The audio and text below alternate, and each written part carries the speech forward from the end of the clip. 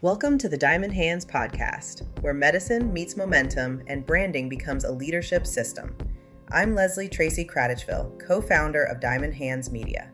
I build aesthetic brands that lead, with a background in employee benefits and business finance, so brand becomes authority and asset value. This is mindset, money, and marketing for founders building brands that run without them. Because brand isn't a logo, it's how you lead. Hey everyone, welcome back to another episode of the Diamond Hands podcast. Thank you to our loyal listeners and to our new ones. So basically today, guys, I have a really wonderful person with you. I say everyone's a treat, but she really is. So this is Amy Anderson, MBA.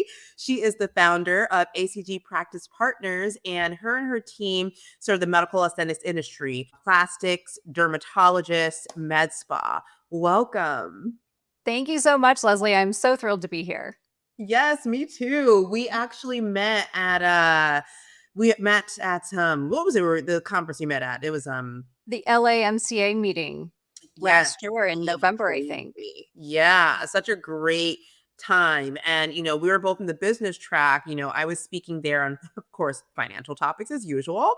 And then, she was speaking about business and like moderating a lot of things. And it was really great. And so before we kind of dive into some deeper things, today, guys, I just want to let you know what we're going to be really getting into. We're going to be talking about founder psychology. We're going to be talking about organizational psychology and like team dynamics.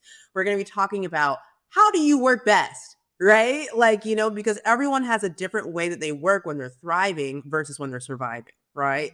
And we're going to talk about, psychology, legacy, if we get there. So before we get into that, Amy, just tell our listeners a little bit more about who you are and why does your group actually exist and what is the change that you guys deliver to practices throughout the country? Yeah. So I've really spent my entire career in the aesthetic space. I like to say I grew up in practices. And it really has been 23 years at this point. So working very deeply inside of plastic surgery practices, med spas, derm. As an employee, I sat in all of those positions. I sat at the front desk. I worked in medical records when it was still paper charts, Leslie. Like I implemented EMRs. I know, right? For practices that had whole rooms of paper charts. So I've been through this evolution of technology and services expanding inside aesthetic practices. And I've lived it as a staff member, as a manager. And then I moved into consulting several years ago. And I like to say I have the best job ever because I get to work with multiple practices now and really help them all achieve whatever it is their goals are. So my team and I, we help aesthetic practices get started. So we do full new practice startup support from idea, creating the business plan, the pro forma, getting the bank funding, all of the thousands of decisions you have to make to open a practice and get even to day one. We help with that. And then we help existing practices grow, expand, transition, whatever those goals are. Sometimes our role is helping them even define their goals. Where are we going? Like what are we actually trying to achieve? And a lot of times that's very focused on operations and human resources. Everybody groans a little bit on the HR side, but our practices don't exist without the people in them. And when you get the right people, man, it's amazing. It's so beautiful. And yet we all know if you have the wrong people, whew, that can take all of your time and energy. So we do a lot with training staff, training teams on communication, how to better communicate with each other as well as patients, and then looking at every process, making it as efficient as possible. Yes. And I love that so much. And there you and I share that similarity because it's like all of that affects brand. So people are always thinking, oh, branding is just our colors. Branding is just, our little logo. Like, no, honey. Like it's all of this stuff. It is. It's how we answer the phone. It's how the urgency of getting patients in. It's, are we bending over backwards, or are we saying this is all I can do for you? I mean, all of those interactions, that people we hire, they're representing you. They're representing your brand every time they interact with somebody who is a patient or who is considering being a patient. Exactly. And, for you, and I know that you have come from, the front lines and now you're, more overseeing things for practices, but it's like, what made you realize that practices actually needed your help. So tell me about, your first client and, the transformation that you effected for them. Sure.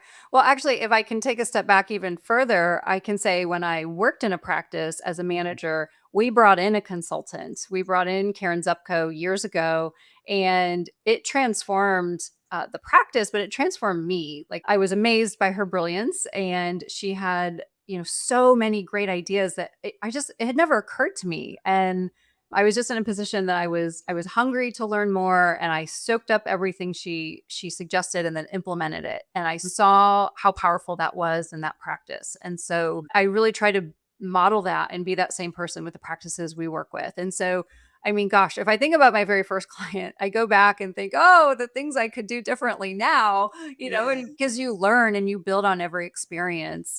But I would say, particularly some of the early clients, I'm still very close with, whether we're working in a professional relationship or we're just friends at this point, because I truly immerse myself in their practice. I want to be seen as an extension of their team. I want the employees to know that I'm their advocate as much as the practice's advocate. And so, when I have some of them call me because, hey, how do I do this in Next Tech, right? Like, where do I click? Like, I get like down to those granular details. Now, I don't need every client calling me with those questions.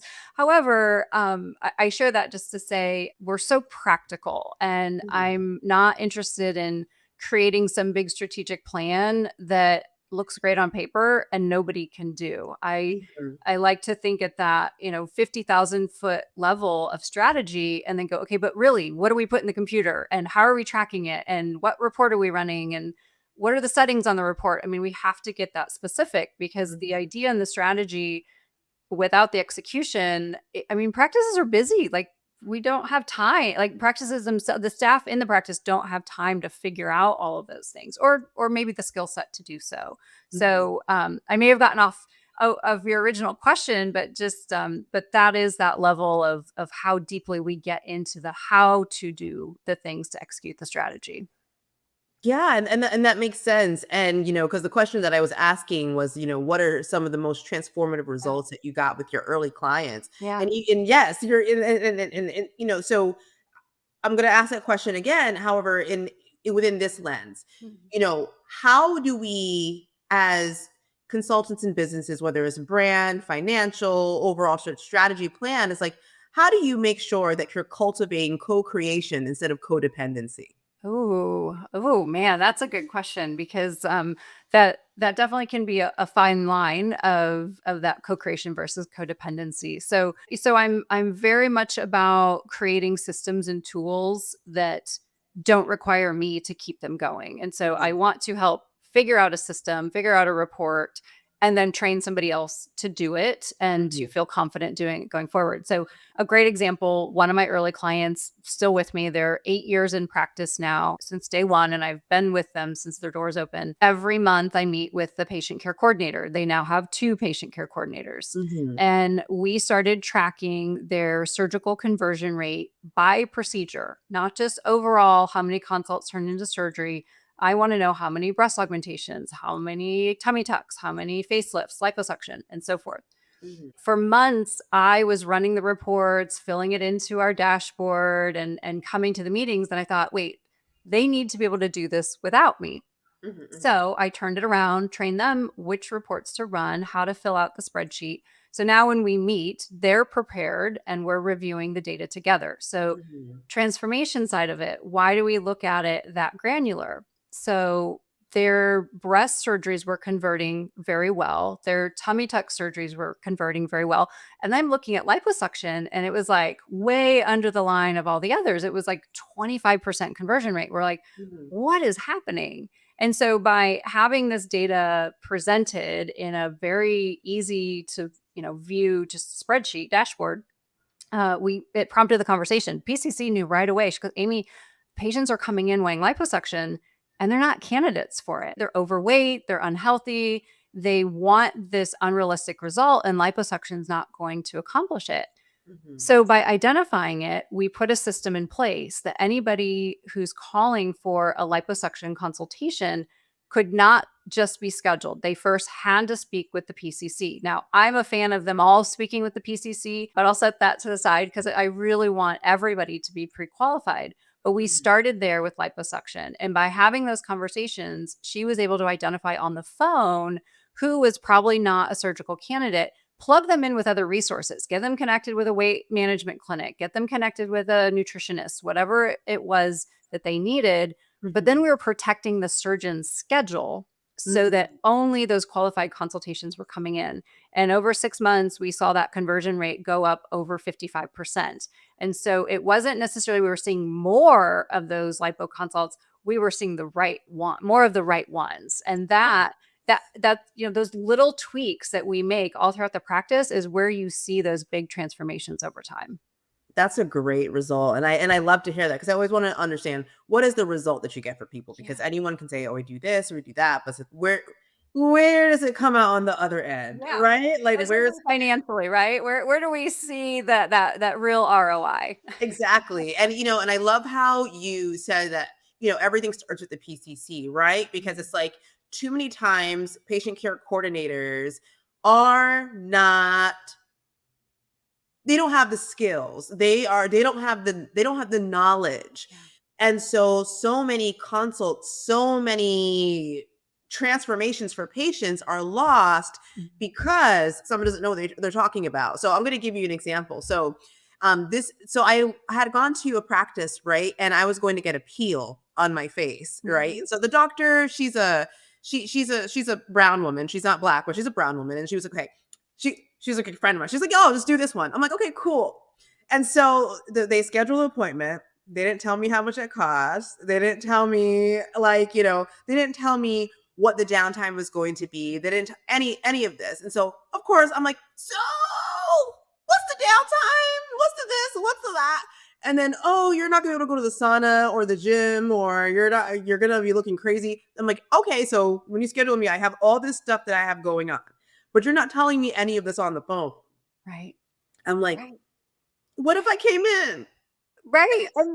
And we talk about managing patient expectations. You could even have the best experience and the best results, but your perception is going to be not a good experience because you were not prepared for this downtime. You were not prepared for the limitations. And so sometimes I think that's such a good example of like even attempting to do the right thing and just, oh, we'll take care of you.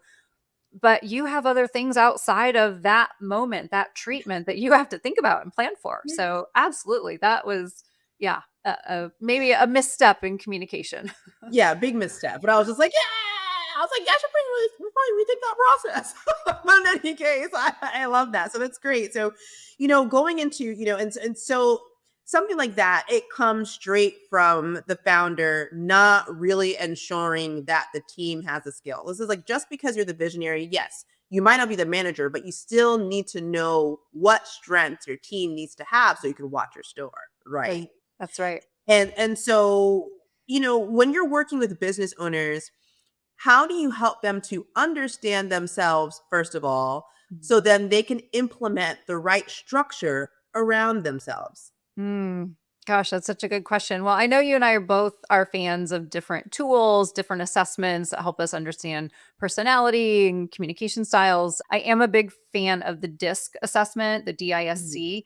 Although I'll be honest, I don't just have everybody take the assessment. Maybe I should, but because I've gotten so proficient at it, I'm very good at reading people and identifying, not labeling, but kind of going, oh, they're probably a high I or they're probably a high S.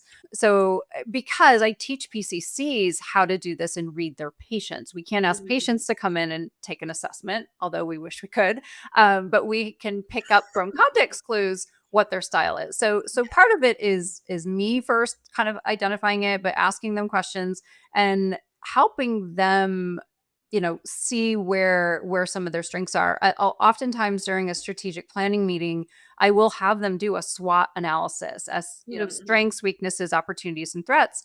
And I really say, like, let's get vulnerable here. Like you yourself might be the strength or the weakness, or it might be a process, or it might be a system. So it really is, to be successful or to to work with a consultant or anybody that's going to improve your practice, you have to be vulnerable and be open. And so it is a lot of questions and dialogue to kind of get very clear on where are we starting from, what is our baseline, and then where is it that we want to go. And so we can make a plan to get there. But if we don't know where we're starting and we don't know where we're trying to end, then I mean, I can throw together a plan, but nothing, it's not really going to have much meaning because it's not Yes. focused on what specifically you want. So there's nothing that can be cookie cutter about this. Like every approach to every practice looks different.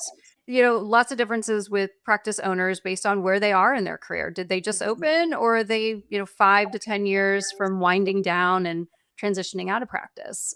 That has a lot to that impacts that quite a bit.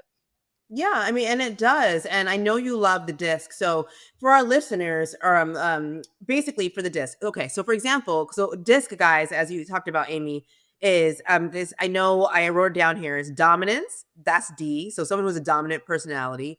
Influence, someone who's like very like they like to cause things. Yes. Then you have your steadiness. That's gonna be usually a more quiet person. They like order, routine, those type of things. And then conscientious, I forget which one this one is, but is that the more like empathetic person? They're like really sensitive, kind of like feel things. They're also very, very detail oriented. So they want all the facts, all the data. My joke is that they're the patient that reads every line of the informed consent before they sign it. Like the details really matter, and decision making takes a long time. Yeah, and that's the thing. So it's just like, how do you make these people comfortable? So we're gonna do a quick little fun thing. So Okay. So I'm calling on the phone, and I'm like, okay, hi, my name is Leslie, and I'm wondering if we have anything at 4 or 5 o'clock p.m. tonight. Yeah. What type of person am I? A D. Yeah.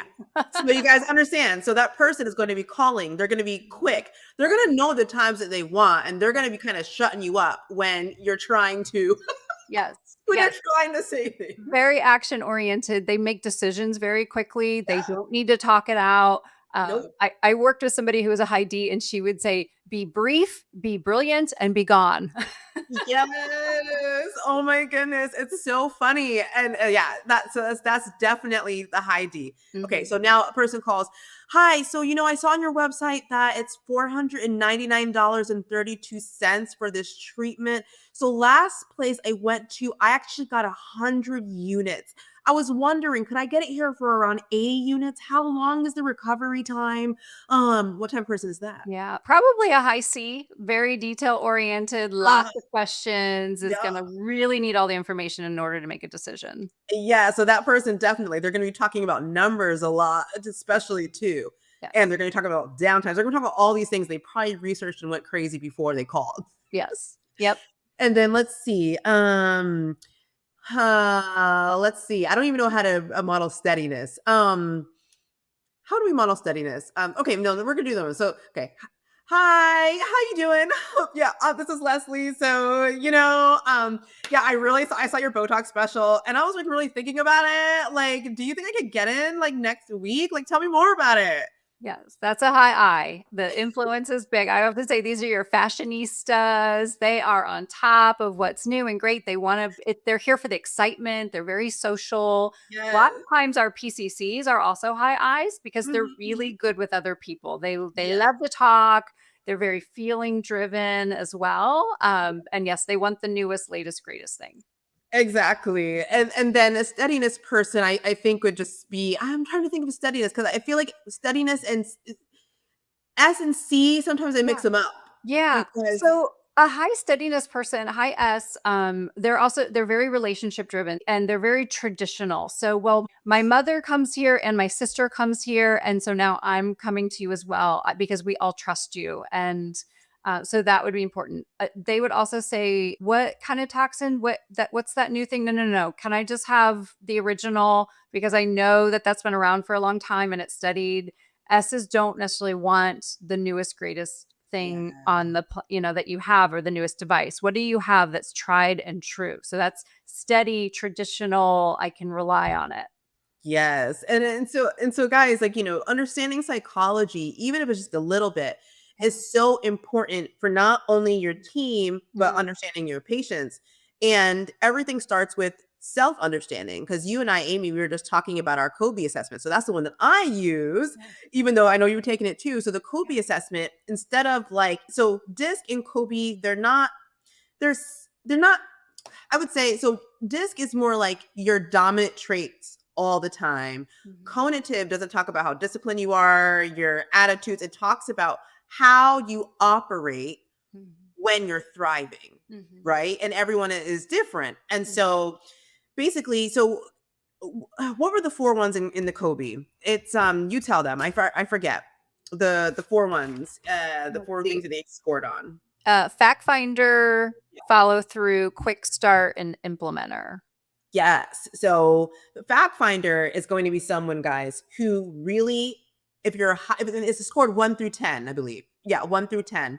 And so if you're low, that means it's not your strength. If you're closer to 10, that means that's like really your strength. And so someone who's a big fact finder, right? They're going to be asking a lot of questions, going deep, right? And then, so it's fact finder, then implementer, right? Is that the next one? Follow through. Follow through. So follow through is someone like, oh yeah, I will follow up with you on Wednesday at 5 o'clock. And they actually do follow with you Wednesday, 5 o'clock. It's not me. My assistant will follow up with you Wednesday, 5 o'clock. And then what we have to implementer, what do we got? We have quick start. Yeah, quick start. Feels you, right? Yes, both of us. It's all about action. Yes. Yeah, we're both quick start. So quick start is like, oh my God, I have this idea. I know who to get together for it. I know what to put in place for it, but I don't want anything to do with it after I've set up the system. Goodbye. And you're going to fall out and you're going to be on to the next new thing unless you have people around you like keeping you on track. Keeping you on track. Yeah. And you're very similar to me on that. And then the last one is the implementer. Yeah, that's the person that's going to do the things that they said they were going to do. They love to do. Yeah. So it's like your numbers, I'm high on fact finding, and then pretty high on follow through and quick start, low on the implementer, which probably doesn't put me in the best light to your audience, Leslie. No. I promise I have the people around me and the structures around me to help with that. But like we said, we chatted before this, that like we can't all be high on all of them. Like that's just not possible, nor should we try. So the beauty of these assessments is, I think, really just understanding who you are. This is who you are. This is how God wired you. Like you are you, and it's wonderful who you are. And we have to recognize we need others around us to balance out those areas where we might not be as high on. Exactly. And I want to stress this again. Every time you guys get a score, it's the perfect score. There is nothing that's wrong with any of us. And I used to think that there was something wrong with me because I was not perfect at everything. I was like, me? Not perfect at this? Excuse me? And it's not the truth. So guys, like you said, Amy, you are made the way that you are supposed to be made. And when you understand yourself, then you build a system around yourself. Right. Right. I think it's so powerful when we talk about our own team members as well. And, understanding who we are, understanding how they are. I think 2 things come to mind. We can help eliminate guilt and judgment. So as you said, you felt guilty at like, why am I that way? Or why can't I do that? And like, just understanding, well, but this is just who I am. We can take that guilt away, that it's okay. You have amazing strengths that others don't have.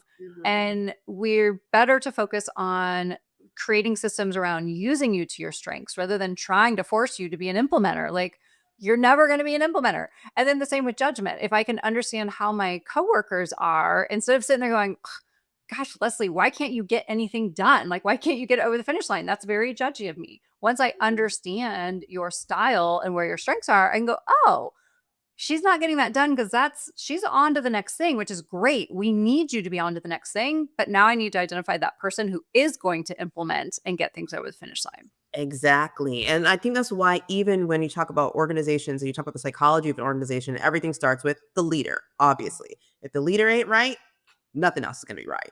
Yes, absolutely. And with that, when you identify, okay, a person who is going to be front desk needs to be more, they need to have some good implementation, but they also need to have some good follow through. Because if they don't have those 2 things, it's going to be an issue because your DISC assessment doesn't mean that you have good follow through, right? So Exactly. that's why I even think, now I'm thinking about it, maybe they should even be doing both, Yeah. right? Because Exactly. Because DISC is a lot more about communication style and decision making. And Mhm. so it's important and is powerful, but it doesn't tell us what all any of the four styles could be good at the front desk or could be good in, as a provider. Um, some would still have, bigger strengths if they're high in certain areas, but Mhm. Colby is going to help with more of the work that's being done. How they work. Yes. Right. So it's like, okay, this is your personality, Sally, or Mhm. our fake employee, Sally. This is your personality, and this is how you work. Yeah. Then when you can marry those two, imagine what better snapshot you Yeah. have of someone. Like I'm an ID, and sometimes I switch to DI. But Yes, I can absolutely believe that. yeah, so it's just like I'm like, why am I switching? But it just happens. But so that's really great. And so with that too, going into team dynamics. So what do you believe are some of the biggest psychological traps that practice owners fall into when they are building their teams? I think first and foremost is the expectation that our employees can be all things and can be excellent at all things and kind of going back to everybody should be top on all four areas. Well, that's just not realistic. And Mhm. so, often I'll give you the perfect example that I see in almost every new practice. And that's where, particularly a surgical practice, well, this could be surgical or non surgical, actually, Mhm. where the PCC and office manager are the same person. Now, that I get it. When you first start a practice, you might, you're lean and mean and you have one or two employees and we all have to wear multiple hats. But we take a step back and realize these are completely different skill sets, Yeah. right? For PCC, it's a sales position. We might not like to say that word, but it is a sales position. They have to love people, they have to love interacting with people, they have to understand the sales process and be driven to bring patients in and get them on the books. And like, you don't mean it in like a harsh way, in an educational way, in a very appropriate way, but that has to be the framework. A manager might be good at those things for a while, but they're also highly organized. They know how to motivate people. They're calling the plumber when the toilet is backed up. They are working with your accountant on QuickBooks. They're right. They're Mhm. doing all other administrative things. And even usually when I describe it, it's like, okay, that doesn't feel like the same person. The person who's all about picking up the phone and talking about the latest procedure isn't necessarily the one building spreadsheets and running payroll. And so I think when we are building our team, we have to be very specific about what does the role entail and what are the qualities of the person we need to fill that role. And if you have a situation like that where we've got to wear a couple different hats, fine, but let's say this is a very short period of time and when we get to some sort of milestone, we're going to split that into two roles. And I love that. And kind of it's so funny. Let me see. Let me see if I have it. I was actually reading something. That's not the one. Guys, just bear with me a minute. Maybe I can't find it. Oh yeah, I found it. So this guy, he is I'm sure some of you may listen to Layla and Alex Hormozy or whatever. So they Love them just both. got a third person into their Yes. symphony. I forget his name. I'm so sorry, but what he said, and he wrote in his newsletter, and I'm like obsessed with it. He said, right people, right seats. And he was like, but people stop there.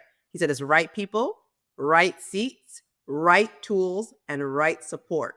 Absolutely. And how many times do we miss the ball on that? Because it's like, I have one of my practices. She has a practice manager who was a great technician Mhm. before. Like she was selling, doing all the things, putting up numbers. As soon as she put her into management, she's not performing in that same high powered way because that's not her strength. And it's like trying to put a peg into a round hole, Yeah. right? So And you may have the right person, but in yeah, the wrong seat at that point, exactly. just not doing the right role that she was designed for. Exactly. And so, I think that's a psychological trap that some practice owners fall into. It's just like, just because this person was good here, they're going to be good there too, because this is the next step in the trajectory for them. It's like, Right. no. And to recognize too, we could really like somebody, right? They could be a great person and dedicated and loyal, but they still might not be the right person for that right seat. Or Yes. right? Or the scenario, we've got the right person, they're in the right seat, but they haven't been trained, right? They can have the natural skill set, the natural inclination, but we just put them in this spot and help, like they're just going to figure it out. They're just going to brilliantly answer the phone and speak fluently about every service you offer and credential you when you've given them no information to do so. You just think they walk in and it pops into their head. So Yeah. those resources and support are such a huge part of that. Yeah. And how often would you say do you find people leading via abdication versus responsibility? Like Oh how my goodness. it's like Yeah, I mean, all the time. I think probably a gap in most practices is clear accountability for who is in charge of what areas. And mm, again, I know how this happens because I watch it all the time, particularly by starting new practices. We're trying to be lean, so we don't want to hire a manager in the beginning. It's doctor mhm, who's decision maker of all things, and then maybe an admin person and a clinical person. mhm, And when the doctor goes off to surgery or when the doctor is just out of the office, there's nobody there leading them. And you might have really good people who know how to do their jobs, but things come up every day in practices. We have to make decisions. We have to adapt. Patient calls in and they're unhappy. How do we handle it? Somebody the internet goes out. Who's going to handle it? What do we do? Like the doctor doesn't want to be called with all of that. But without somebody clearly designated that this is your responsibility or this is your mhm. role to handle it, we just hope that people rise up and figure it out, but sometimes they don't, or sometimes they're not capable of doing it. Yeah, and you know, I really do believe that it's important to have kind of like organizational decision trees, right? Mhm. Because like you said, sometimes the practice manager is calling the plumber or whatever. What plumber do we call when something goes down? It's Yeah. like if there's a decision making tree, if the doctor's not there and the doctor's because for certain things like choosing a 401k, for example, or whatever, the Mhm. doctor has to be involved in that. It Yes, can't just be absolutely. the manager, do whatever you want, I'll just sign off. No, the doctor's going to want to be involved in that because that affects like the whole trajectory of her team's future, right? Correct. So, but Correct. it's just like but for those things that are not as big decisions, like okay, if this person's not here because they're gone, who is the next person to make those decisions, and what latitude does that person have to make those decisions? That's right. You don't want to give them too many options. It's like okay, this is the case. You have option one, two, or maybe three. That's Right. it. Yep. We got to put some boundaries on it. Don't give them a blank check or a free for all. The Amex Black. We ain't Yeah. doing it. Put a limit on it. So, and then that's great. So, what I want to ask you too, leadership style, and we're kind of getting close down to the end of this now, but it's like, I know that people change over time, their teams change over time, but they may not be able to lead them into that next level. And they find that they come to a plateau because, Mm. startup is different than, growth phase is different than pre exit phase. Mhm. So when that happens, and someone feels that they're at their plateau and they don't know how to lead anymore in this new stage you're going into, how do you advise on that? Mm. That's so difficult. I think it's a great question because I think very few people really consider that. And I don't know if this is exactly what you're getting at, but I have a great example of a practice where actually I can give multiple examples of practices where the manager, once I go in and meet everybody and assess the practice, the manager is not the right fit. And it was somebody who maybe started at the front desk, maybe started as a PCC, has been in the practice for 10, 15 years, incredibly loyal, good person. They're reliable. They're there all the time, but they're not a manager and they're not a strategist. And they are essentially an elevated admin who can take directives from somebody and carry them out, but isn't thinking critically about the business. And so Mhm. to really grow and to make any kind of transition, you need somebody who is thinking of the big picture with you and for you.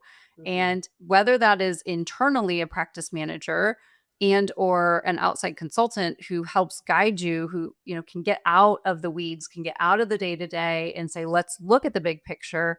I just see too often that there's this office manager who's been there for a long time and it's not their fault. They've been put into a position, the position has grown bigger than their skill set. And so it will limit your business growth. And that's one of the hardest conversations I have to have, because I am never one to come in and like eliminate a position or a person unless they really need to go. Then I can say it. But most of the time, and even then, I'm not looking to eliminate them. I'm looking for, like Layla and Alex, you mentioned bringing in somebody else, or is there somebody on my team that can fulfill that role on like a fractional level and be that administrator function that is thinking very strategically about the business and helping drive forward new initiatives, because we can't get stuck in this is the way we've always done it. I mean, you can, but your business is not going to grow, and you're going to make what you're making now and maybe less, because things are getting more expensive and things are getting dated. And so we have to constantly be thinking about what's next. And you need somebody to partner with in, because you're a physician or you're a provider. Your main focus is taking care of patients most days. So you need somebody else who's really focused on that business growth. Yeah. And so with that, how does that conversation happen? Right. It's like, how does that conversation happen? Because this person, the other people in the practice may see this person as the authority. Yes. Right. And then this person is being told that, okay, we're going to have to bring someone in to augment you. Wouldn't you argue that that actually wastes the practice owner's money instead of just like, I'm just asking you, playing devil's advocate. Isn't that a waste of money? If you're paying a practice manager $150,000, they're not able to deliver. They're not able to think strategically. And then they're paying another consultant, maybe $50,000 or $60,000 a year on top of that person who's basically a glorified admin. How is that helping the practice? I need to ask you, how is that actually helping the practice? Is it just a matter of morale? You don't want to ruffle feathers? Like, yeah. No, I mean, that's challenging. If they're at 150,000, that does definitely changes my expectations. I think then I always believe in giving people a chance. So we might be reframing it saying, you've been incredibly valuable for so long. We are so appreciative of what you do. We now have plans to take things to the next level. And here's what this role looks like going forward. Are you up for it? Can you do it? And a lot of people self-select out, and that's such a hard conversation. But ultimately I want them to be part of that decision to say, these are the new expectations. I'm going to be here to support you. We want to move things in that direction. Are you in or are you out? And give them a chance. And I have just found most often they either select out or we give them a few months, and then we all kind of see pretty quickly that with that new structure, those new expectations, it's just not working. And so we have to we can be creative. Like often I do find that the practice has a need somewhere else, and so sometimes it's offering something else in the practice. I know we can't always make it up, and I know we can't just throw more money at the problem and hire more people, but I'm always looking for all of those possibilities before getting to the point of saying, thank you so much, we're just, it's no longer the right fit. It's really awful to have to do that. And it does sometimes come to it. I know. Because, the thing that I've always struggled with is like, do you demote the person, take away financials? Do you just keep them at the same thing and then put them back in a technician role? It's like, that's a multifaceted question. That's going to be so different based on the practice. So you guys, we're not going to get into that now. If you want to talk to Amy about that and you have that situation, give her a call. I'm just kidding. Just kidding. But, that's a multifaceted situation. But, so the last question I want to ask you is like, your legacy and philosophy, like, you're thinking 10, 15 years from now, what do you want ACG Practice Partners to be known for? Not what you do, but what you stand for. And if you could kind of implant one belief into every practice owner's brain, what would it be?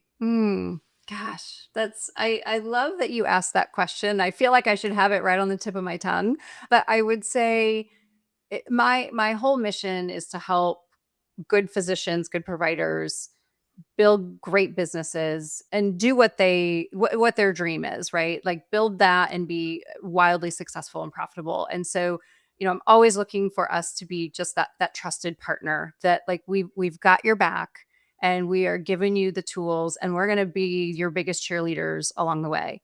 I want any practice I work with to, I think, look back and say, like, that we help them with that confidence and that belief that they can do it. If you've even thought about starting an aesthetic practice, you can do it, right? This is absolutely possible.